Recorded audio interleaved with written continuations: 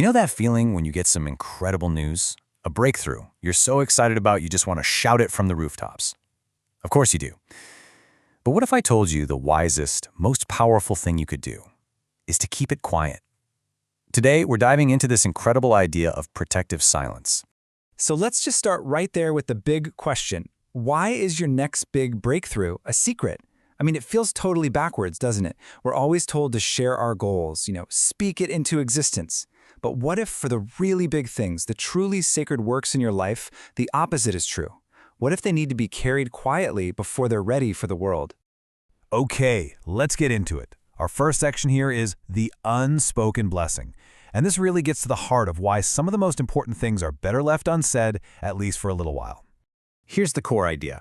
Some divine promises are just so new, so tender, they need to be protected. Think about it like a seed. It has to germinate in the dark, safe, underground, before it's strong enough to push through the soil. If you speak about it too soon, you're exposing that fragile promise to all kinds of elements before it's even ready to handle them. But this isn't just about protecting something delicate. It's about actually using a powerful tool. And that brings us to our second point. Silence isn't just passive waiting. It's an active strategy. It's your secret weapon. Now you have to remember the context for this one. The Israelites are literally trapped. The Red Sea in front of them, Pharaoh's entire army closing in behind them. And what was God's instruction? It wasn't fight harder or scream louder. It was hold your peace. Be still. He was basically saying, hey, step back. Let me handle this. You just be quiet and watch what I'm about to do. And then we have this incredible example. Mary receives this life-altering, world-changing promise from an angel. And what does she do?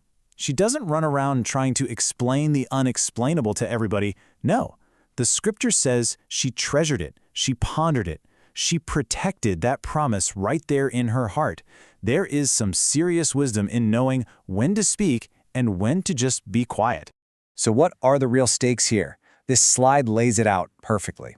On the one hand, if you announce things too early, you can invite opposition from people who doubt you, attract envy you really don't need, and just cause a ton of misunderstanding from people who don't see the vision. But on the flip side, protective silence, it creates the space for the plan to unfold, it builds your own inner strength, and it keeps your goals shielded from all that negativity until it's too powerful to be stopped.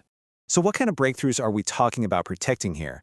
We're not talking about small stuff. We are talking about miracles from the God of the impossible. We're talking about the same God who literally parted an entire sea, creating a dry highway where there was just an impossible obstacle moments before. The same God who, as the story goes, commanded the sun to stop in the sky, to just stand still to make sure a battle was won. And the same God who fed millions of people in a desert for 40 straight years. The point here is simple. The miracles being cooked up for you are often way bigger than you can even imagine right now. And when that mind-blowing breakthrough finally does show up, it brings with it something our source calls joy unspeakable. It's like the feeling a mother has after a long, hard labor, when she finally holds her new baby.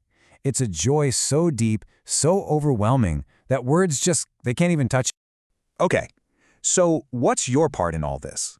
Because holding your peace doesn't mean just sitting on your hands and doing nothing. Let's look at your active role in this whole process. This is about purposeful, active waiting. So here's a really practical 3-step guide. First, you've got to see through the right lens. That means focusing on the promise, not on the chaos of your current circumstances. Second, speak words of faith.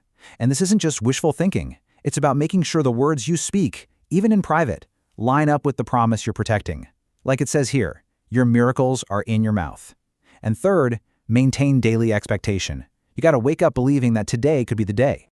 And all of this, the silence, the active waiting, the private faith, it all builds and builds to this one incredible moment, the undeniable reveal, the moment the world finally gets to see what's been growing in secret all this time. And this, right here, is the ultimate payoff. After all that time protecting the promise, you won't have to say a single word. Your breakthrough, your blessing, it's going to be so big, so clear, that it will absolutely speak for itself. Everyone who sees it will just know it wasn't just you. They're going to look at what happened and say, this is the Lord's doing. It is marvelous in our eyes. The outcome itself will give all the credit where it's due. So we'll end with this thought. As you go about your day, think about those hopes you're carrying, those dreams you're holding close to your heart, and just ask yourself, What powerful story is God writing for you, right now, in the silence?